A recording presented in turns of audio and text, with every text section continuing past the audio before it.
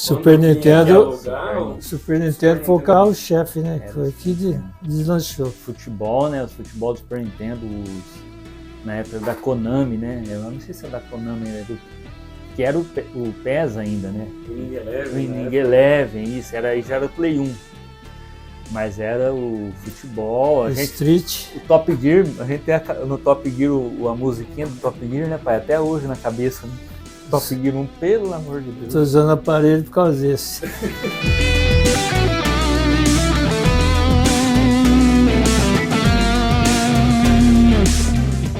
Durante os anos 80 e 90, em meio à pacata cidade de Jales, uma típica cidadezinha do interior paulista, onde charretes, pastos e cadeiras na calçada são o visual padrão, alguns jovens decidiram não jogar bola na rua, não andar de skate ou brincar de pega-pega.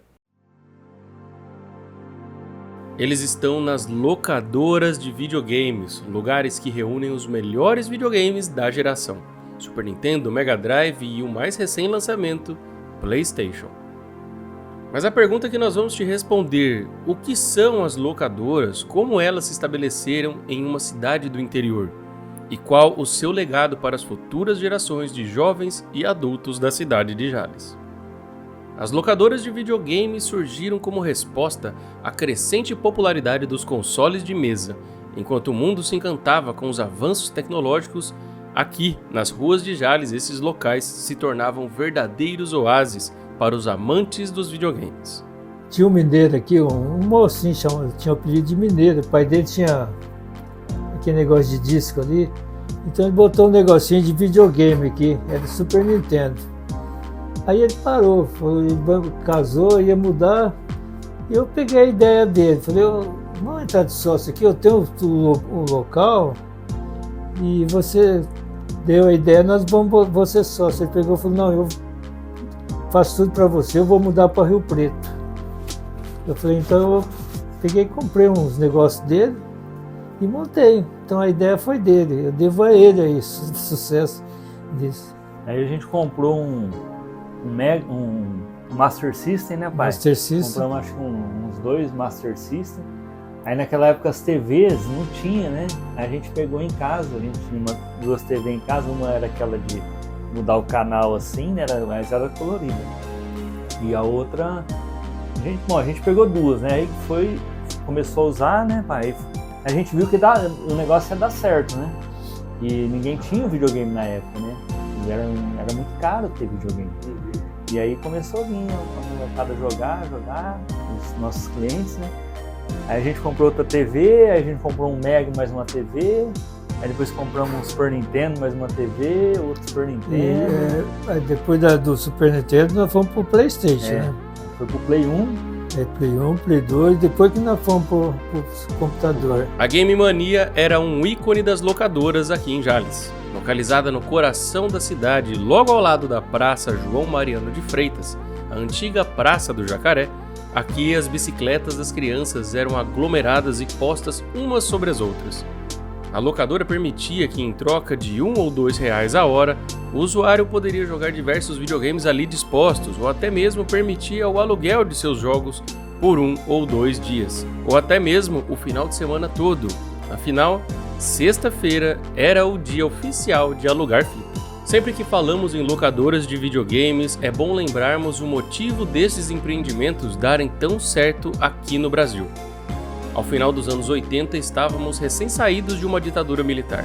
Entramos nos anos 90 com fortes períodos de recessão, passamos pelo período Collor até chegarmos à criação do real, que perdura até hoje. Consultando então as tão queridas revistas de videogames, podíamos ver que um console costumava custar no mínimo um salário, que em 94 era de R$ 64,79. Logo, as locadoras eram espaços de democratização destes aparelhos.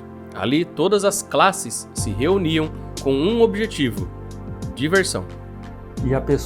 Na verdade, a pessoa pobre, que não tem, ela tinha a chance de jogar um pouquinho, de sentir aquele sabor da tecnologia que estava chegando, né? Que às vezes a pessoa não poderia ter em casa, mas ela conseguia. E hoje, às vezes, não tem, né? Às vezes também o cara não consegue, né? De acordo com a grande mídia, nos anos 90 vivíamos a febre dos videogames. A conhecida Sega já se consolidava com a brasileira Tectoy. A Nintendo estava começando sua movimentação com a Playtronic e futuramente a novata Sony lançaria o seu primeiro PlayStation, que revolucionaria a indústria dos videogames. Bem como as locadoras, todo um mercado paralelo se criava em torno dos consoles. Na época dos PlayStation que bombou, deu problema com pirataria, ajudou, molecada. Nós somos. Não tinha como, porque como não tinha questão de o comércio online, hoje você compra o jogo, você paga, naquela época não tinha outro, o custo era muito alto, né? Então, na verdade, se comprava o CD, mas era pirata, eu não sei o que era, se era pirata. O CD, para passar vendendo, eu mandava, eu comprava, né? Paralelo. E não sei o que seria porque não tinha isso igual tem hoje, o acesso fácil à informação, você saber que de fato, e como que você ia em São Paulo comprar? Você ia em Rio Preto comprar? Hoje não, você pega na internet, o cara manda pra você, ou se não libera o link ali, você consegue acessar ele, né? A locadora exercia mais do que um ponto de divertimento. Ela era um centro de socialização e aprendizado. Ela cumpria o papel de moldar a identidade cultural do jovem da cidade. A Game Mania permaneceu firme até boa parte dos anos 2000, e com a chegada da geração do PlayStation 2 e o acesso aos computadores, grande parte das locadoras deixaram seu espaço para a nova sensação do momento, as LAN houses. Então, a gente ouviu falar, parece que tinha um em Santa Fé, que alguém tinha aberto lá, mas eu nem me lembro se eu fui lá ver. Eu acho que eu acabei nem indo, aí eu comentei com alguém aqui para montar a rede, que na época acho que quem montou para nós foi o Choit, né, pai? O Choit, o Rogério, o Shibata, eles que montavam as redes aí, né? E que ajeitava aí. E aí a gente sabia que tinha isso aí, que o pessoal jogava em rede, mas na verdade não tinha conhecimento de informática igual tem hoje, né? As locadoras com certeza marcaram uma geração, e a Game Mania marcou a história de Jales. Às vezes eu ia a um lugar, tipo assim, vou ao fórum, por exemplo, pegar alguma coisa, ou se não vou num lugar e eu vejo um cliente lá, o cara fala, ô, você lembra que eu jogava lá? Aí eu falo assim, eu não lembro do rosto, mais ou menos, mas qual que era o login? Aí ele fala o login e eu falo, não, eu lembro desse login, né, pai? A gente conhece a pessoa pelo login, e ele chega, coloca R$2 no login e tal. Tipo assim, deixou pra gente bastante amizade, né, o pessoal muito bom. O pessoal vem ver, passa aqui, às vezes, vem ver vocês, tal, como vocês estão. Isso é gostoso, né? Isso aí valeu. Foi muito bom isso aí, de ter esse pessoal junto com a gente, sabe? De saber que a gente fez parte deles, eles vão sempre lembrar da gente. E a gente sabe que sempre numa roda de conversa tem algum assunto. É lógico, você nunca agradou todo mundo, né? Mas faz parte do conversa. Mas a gente sabe que a gente... Sempre alguém fala, sempre a gente ia lá no professor, e tal. E a parte boa também da Lan House teve o Sandro, né? O Sandro foi especial pra gente, trabalhou 20 anos, né? Pô, a gente sempre lembra do Sandro, ele parava do lado, quer tocar o jogo, não sei o quê. Sempre lembra dele. Pra quem vai ver o documentário, o Sandro faleceu, né? Ele teve um câncer, né? E ele rapidinho ele não conseguiu. Mas ficou aí com a gente, aí valeu, ele é sempre lembrado também, né? Quantos anos há 20 anos ou mais. Uns 20 anos ficou com nós. A gente começou em 92, né, pai? Ficamos até quando, mais ou menos? Morreu em 2012, por aí, praticamente.